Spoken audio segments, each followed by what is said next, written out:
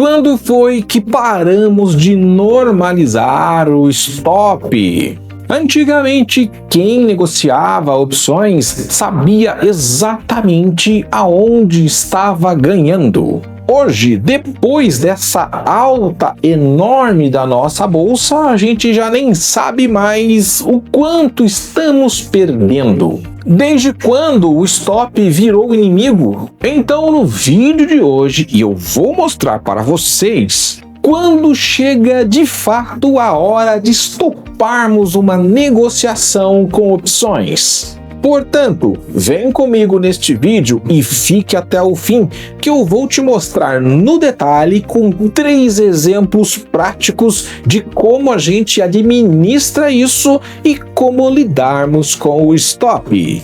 Para quem ainda não me conhece, eu sou Sandro Nunes, investidor do mercado financeiro e também assessor de investimentos do BTG Pactual. E este é o canal SN Rentabilizando, o canal que te ajuda a conhecer melhor este maravilhoso universo das opções de ações.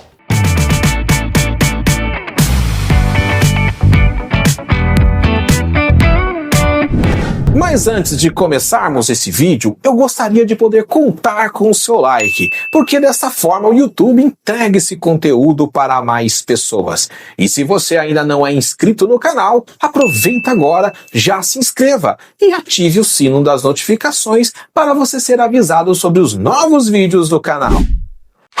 Como funciona o uso adequado do stop numa negociação com opções? Diferente de quem faz trades ali com ações, índices, por exemplo, onde ele pode definir o stop gain e o stop loss de uma operação, ele já passa a ter o risco dele conhecido desde o início da operação. Já com opções não funciona desta forma. Por quê? Como as opções são alavancadas por natureza, passa por uma grande variação de preços ao longo de um único dia. Usar stop gain ou stop loss não é eficiente. Se você tentar fazer isso, vai dar muito errado. Quem negocia opções precisa usar outra estratégia de stop. E é aqui que a grande maioria erra. Então, vamos fazer isso direito agora? No primeiro exemplo, vamos falar da tradicional e já conhecida trava de alta com calls. Quando que eu vou buscar uma estratégia deste tipo? Quando eu estou disposto a estar numa operação de risco limitado, quando eu estou disposto a comprar esta operação, e quando eu tenho sinais no gráfico da ação que sugerem esse tipo de estrutura. Quando eu venho para o gráfico da ação, eu começo a procurar sinais, claro, de tendência de alta para justificar o meu custo de entrada numa estrutura deste tipo. Quando eu olho para o gráfico de BOVA11, eu percebo claramente um grande canal de alta, onde nós temos topos e fundos ascendentes.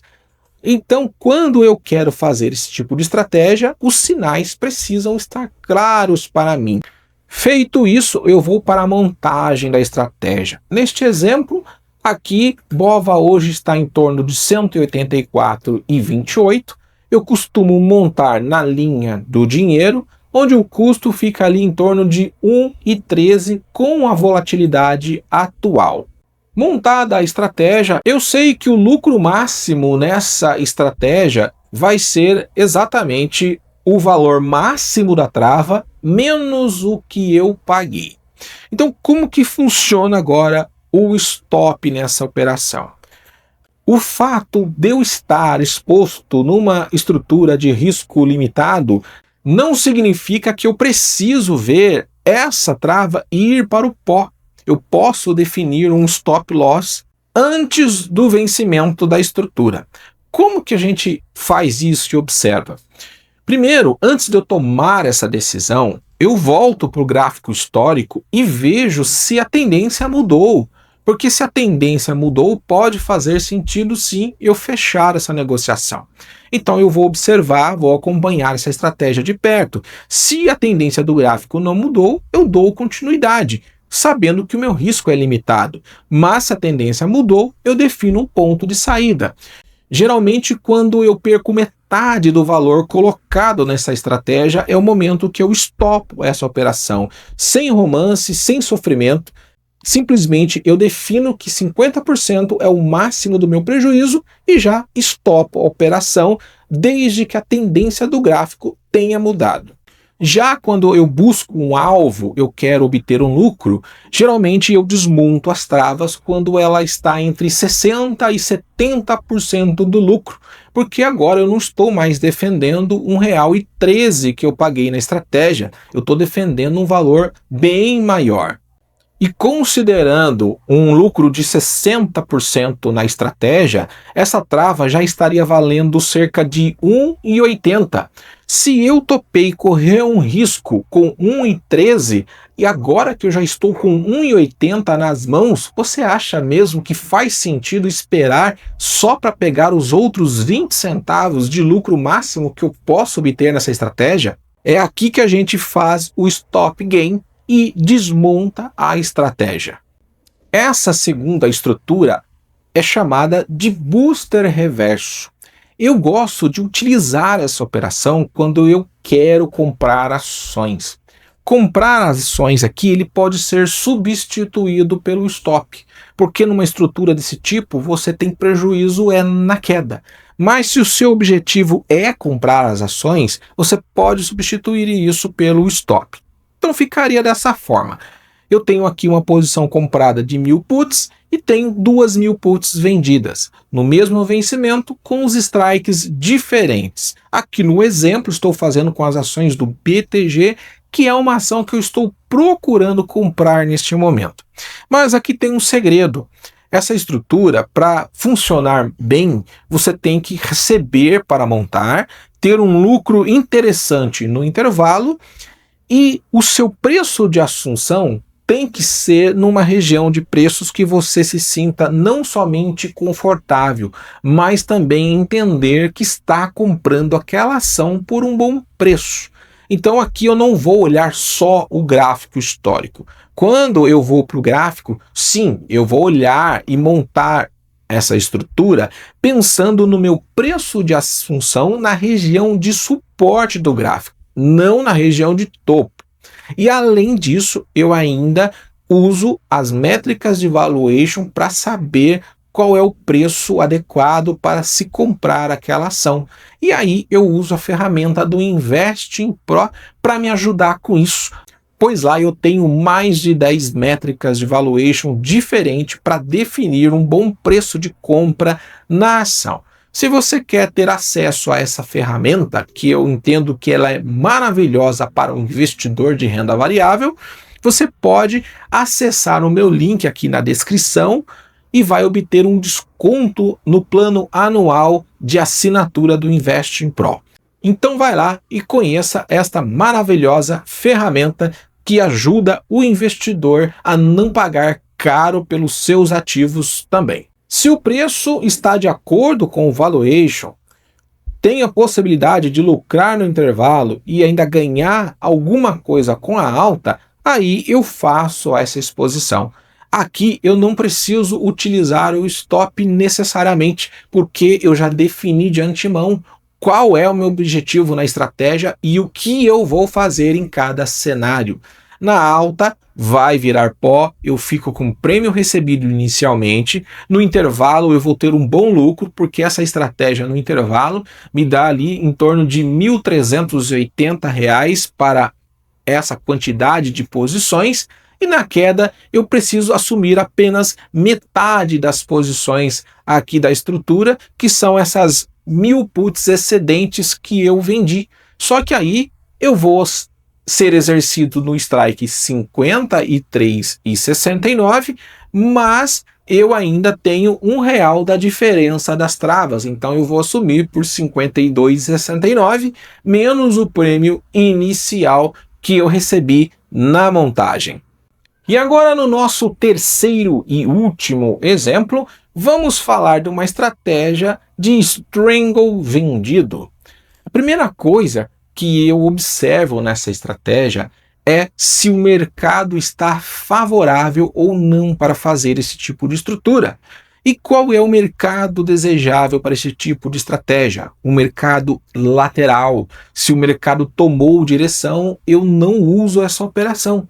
Mas vamos supor que neste momento o mercado está lateral, então eu entendo que faz sentido eu fazer esse tipo de estrutura. Perceba que quando nós fazemos uma venda de um strangle, eu sustento essa estrutura na margem. Só que eu preciso de uma margem necessária para abrir a posição, mas isso não significa que a margem vai se manter constante, igual. Ela pode simplesmente aumentar quando o ativo toma uma das duas direções. Então, por isso que essa estratégia precisa ser tratada com o absoluto uso do stop.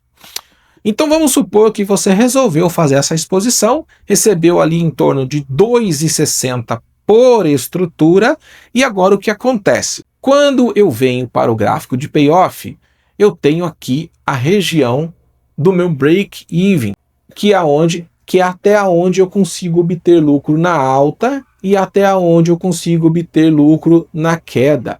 Aqui eu abri um range de 20 pontos para que o ativo possa se movimentar. Mas a gente sabe que se o ativo tomar um dos dois lados, a alta ou a queda for muito forte, essa distância aqui não será suficiente para você obter lucro com esse tipo de estrutura. E é aqui que você tem que tomar cuidado. O stop aqui você pode definir de duas formas.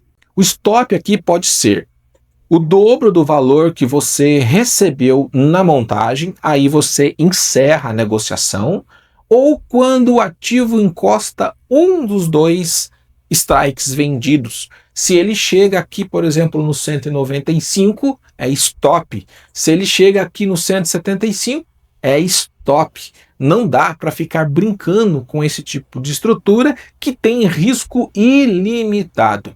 E se essas opções entram dentro do dinheiro, você não está mais numa posição ITM de uma call, por exemplo. Você já está praticamente num short sintético de BOVA, justamente porque essas opções acabam tendo delta muito próximo a 1. Então, dificilmente isso vai virar pó. Isso tende a piorar ao longo do tempo se a tendência do ativo continuar se sustentando. Mas agora tem a questão do manejo. Aonde é que a gente aprendeu a ficar usando manejo? Pessoal, uma coisa que eu preciso falar, o manejo ele não garante nada, mas você ainda tem sim uma forma de lidar com a situação se por acaso você não quiser estopar. Mas isso só será eficiente se o gráfico histórico der um respiro para você, se o ativo continuar na direção do seu movimento, porque não existe manejo eficiente contra uma tendência muito forte. Mas nós temos sim como aplicar o manejo, desde que esse manejo não piore a sua situação e que ele atue de forma contraposta à sua posição atual. Senão o manejo ele não vai funcionar e ele ainda pode deixar você numa situação muito pior do que antes. Como que ficaria? Então vamos entender que o ativo rasgou lá para cima. Então vamos supor que a sua call agora está bem ITM. Vou pegar aqui uma do 170 e hoje você teria que recomprá-la de volta pagando ali 16,87 aproximadamente. Ela já está bem dentro do dinheiro, estamos falando aqui de 14 pontos dentro do dinheiro. Isso aqui não vira pó tão fácil. Como que eu posso entrar com manejo? Eu preciso colocar uma posição contraposta, uma posição que se piorar, essa daqui tem que melhorar. Você pode, por exemplo, atacar na put. Então primeiro eu vou fazer a rolagem dessa posição para o vencimento seguinte. Essa rolagem vai me dar embolso financeiro. Eu pego esse embolso financeiro e eu monto uma posição contraposta. Eu posso atacar nas puts também, mesmo strike e mesmo vencimento, e aí eu utilizo os prêmios recebidos, tanto da rolagem do 170 quanto a da venda da put do 170, e monto travas de alta acompanhando a tendência do mercado. O que vai acontecer? Se o ativo continuar subindo, o seu prejuízo também aumenta, mas o lucro das travas de alta vão pagar parte do seu prejuízo e o manejo começa a funcionar. E essa put do 170 simplesmente vira pó. Se o mercado vier contra, você vai ter que lidar com essa put, as suas travas de alta montada vão expirar-se em valor, mas essa do 170 vai perder muito valor. E é aqui que você fecha a posição. É assim que nós utilizamos o manejo. Se o mercado vier a favor, você melhora a sua posição. E se vier contra, você consegue pagar pelo menos parte do prejuízo. Mas se você fez isso uma vez, não deu resultado, você fez isso 2 vezes, não deu resultado, acabou, pessoal. É stop. Dessa forma, você terá condições de estudar uma nova estratégia e começar de novo.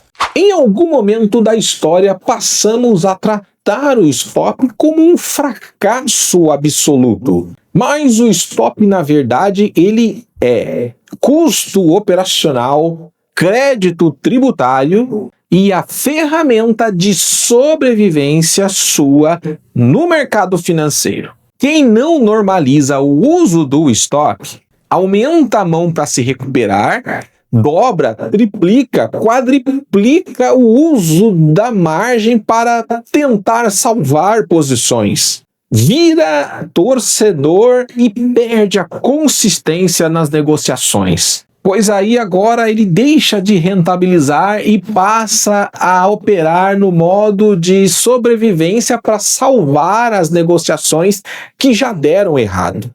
E o pior de tudo, nem dorme de noite. Se isso está custando a sua paz, já custou caro demais. O mercado não nos machuca tanto quando erramos, mas ele nos quebra quando nós não aceitamos que erramos.